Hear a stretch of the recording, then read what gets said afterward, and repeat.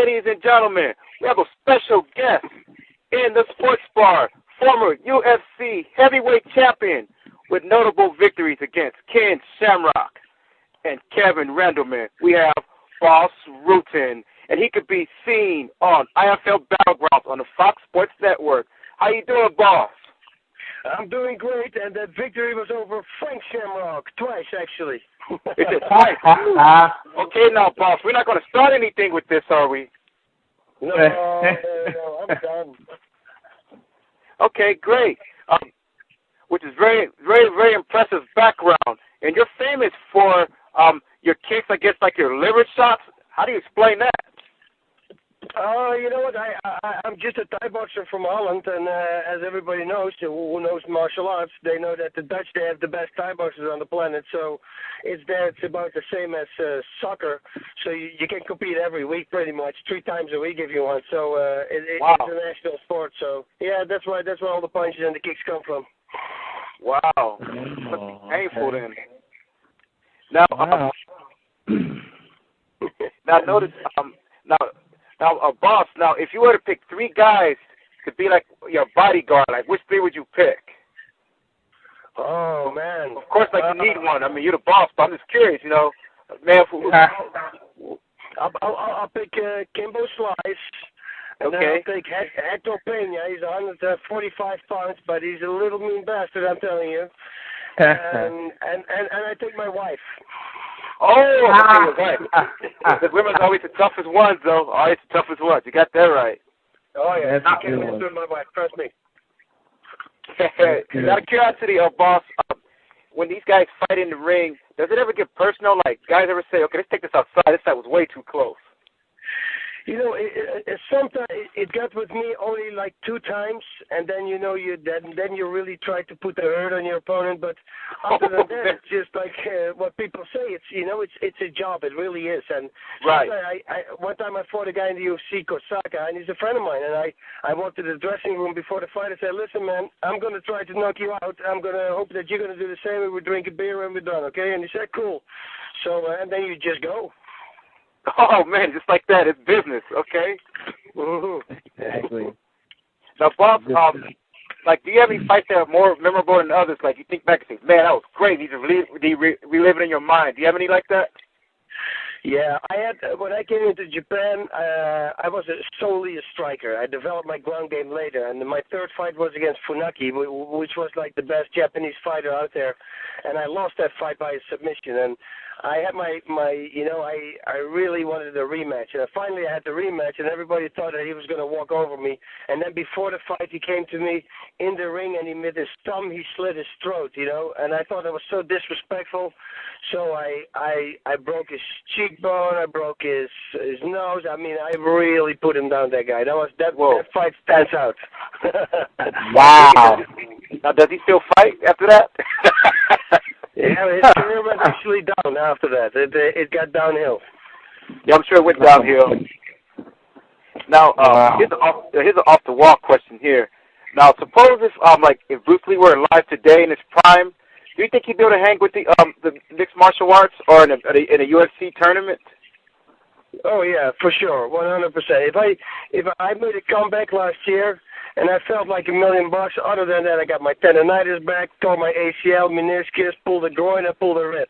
And with that, all those injuries, I still nailed the guy down in 3.5 minutes. And I was training with all the other guys that I know, and there were some champions under them, and I didn't have any problems. I got to tell you.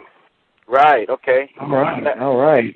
Let me ask you real quick. Did you happen to see the pay-per-view event this past weekend? Oh yeah, with, for sure. With Brock Lesnar making his debut? Yes, I saw it. It was. I got to tell you, man. If he concentrates a little bit on mixed martial arts, this guy could be a star. He's got really good ground control. I think he should have used elbows instead of punches. He would have done way more damage. And fighting a guy like Frank Mir, he's just really good with submission. So, if he fights the next opponent and not as tough, let him get used to this whole scenario, then I think he can do really good. Oh, okay.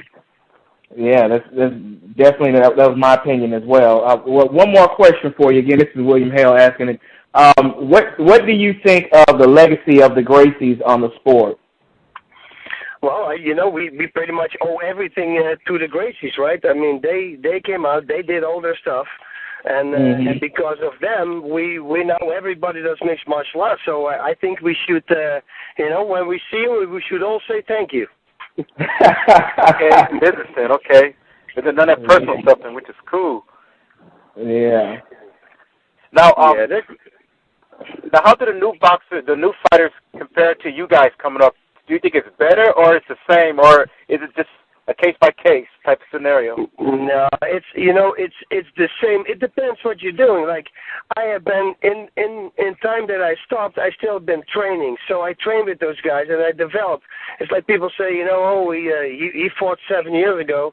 Yeah, but I kept training, and I kept in the game, so I developed too, And if I roll with the guys from nowadays, I still don't have a problem. So, it's just how you are now. If I would have stopped entirely, yeah, I'm going to get my ass kicked right now because, the people, they're evolving and more and more techniques pop up. But if I watch an event like an IFL event and I see suddenly somebody pop out a new submission, well, I make a notice of that submission and I will train on that submission. I want to stay updated. I want to keep all my boyfriends, the boyfriends from my daughters when they grow old. Here we go. Right.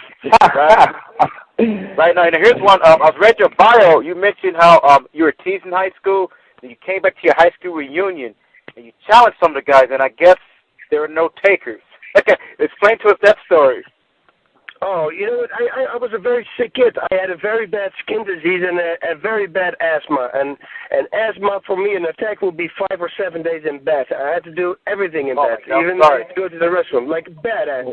And then on top of that, my eczema was so bad that if I would make a fist, it would burst and all the pus would come out. It was wow. So I had to wear gloves, and I had to wear, on my face, I had patches, and of course, you don't have a lot of friends, and everybody makes a fool out of you. So when I outgrew that, and I started competing, and I realized that I was pretty good in martial arts, and then I became a world champion, and then I had a reunion from that same school, and that was one of my best days. Yeah, I asked them, I said, does anybody want to mess with me right now? And it got awfully quiet, I got to tell you. Yeah, real quiet, huh? Yeah, and it's funny because all these movies, you see always the bullies, they become the losers, and I really like that. All these guys that were the tough guys at the time, they were all out-of-shape guys. Yeah, it was horrible. It was the best. It was the best. Listeners out there, if you're a bully, it's going to catch up with you. Just don't do it. Karma is a bitch. That's what I always say. That's it, karma. Now tell me, what do you think? Why do you think that the UFC and mixed martial arts has overtaken boxing in popularity now? Why do you think it's caught on so good with everybody? Because everybody, if you really think about it, they always thought that the boxers were the best fighters on the planet. They're not. They're the best boxers.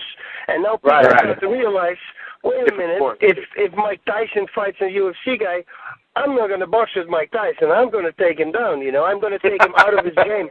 And the person who wins there, he is the toughest guy on the planet. And I think people are just always intrigued with who's the toughest dude on the planet. And I think that's why mixed martial arts is taken over. Right. That sounds good. I have one more question to ask you. I noticed you're training Kimbo Slice now. What is that like? Kimbo is great, man. He's great. He listens good. I even made sure now that he's got his good food because he came in and he kept losing weight because we do a lot of stamina. And I said, man, this is not good. 220 pounds for Kimbo, that's not good. So now we got him back up to 230, 235, but he eats like 5 times a day now. He's got a cook living in his house here now in California who makes all day long pastas and everything for him. Wow. He's doing good, man. He's training hard. He's not on the streets no more, does he? He don't do street fighting, backyard style no more, does he?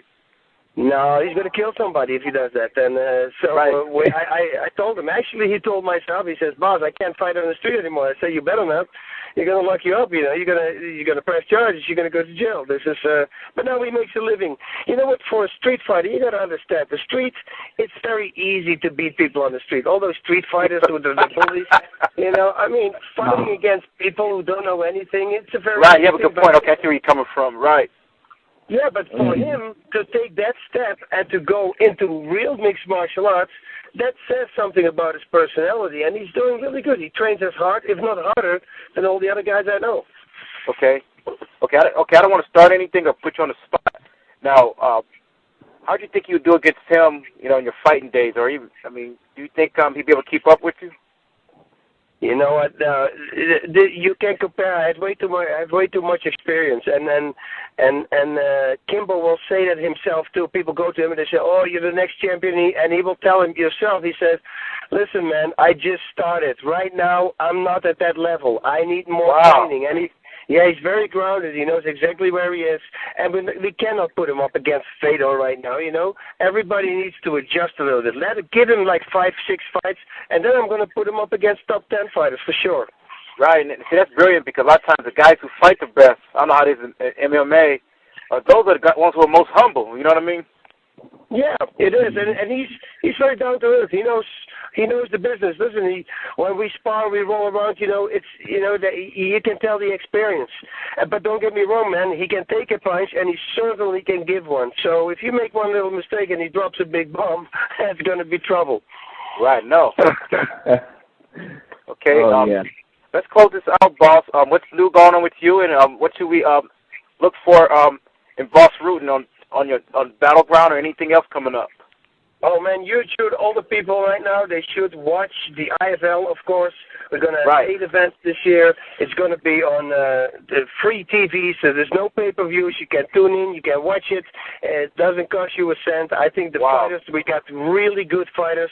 I think all the fighters, all the champions in the IFL, they're going to give the rest of the world a run for their money, man. We got real good talent. I think the rules are good. We got a different slide. We're in a ring instead of in a cage. We got 4-minute rounds instead of 5-minute rounds. Right. And because of that, the fighters just fight a little faster. It's the faster pace. I'm stoked with the IFL. It's going the right direction. It's very exciting, yeah, because it's quick. I'm watching it. I watch it every weekend. That's for sure.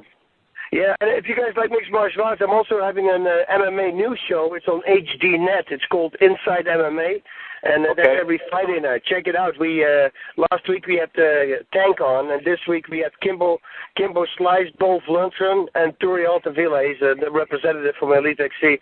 But there's always good guests. We got famous actors. We had Ray Romano, Kevin James. Everybody comes on that show, and it's a fun show to watch. It's an hour. We just shoot the shit among each other. Wow. Right. That sounds cool right there. Well, thanks for coming on the show, and you're welcome to come on anytime, especially if you want to promote any events, because we love to have you.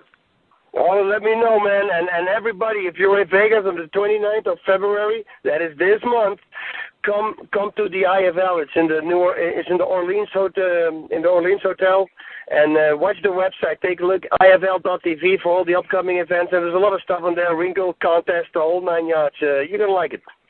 That's great. Sounds good. All right, guys.